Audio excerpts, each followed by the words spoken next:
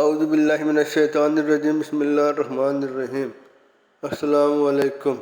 حضرت ابو ہریرہ رضی اللہ تعالیٰ عنہ سے روایت ہے کہ رسول اللہ صلی اللہ علیہ وآلہ وسلم نے فرمایا، بخار جہنم کی ایک دھکنی ہے، اسے ٹھنڈے پانی کے ذریعے سے دور ہٹاؤ۔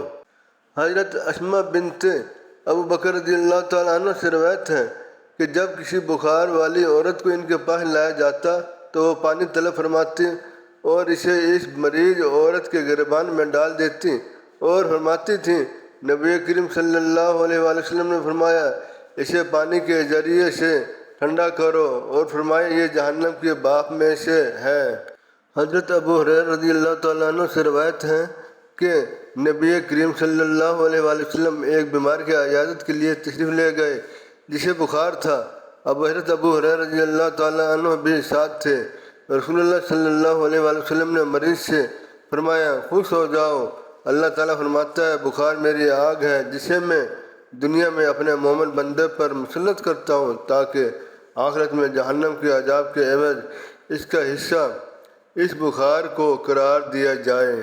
حضرت ابو ہریرہ رضی اللہ تعالیٰ عنہ سے روایت ہے کہ انہوں نے فرمایا، رسول اللہ صلی اللہ علیہ وآلہ وسلم کی مجلس میں بخار کا ذکر ہوا تو ایک آدمی نے اسے برا بھلا کہا۔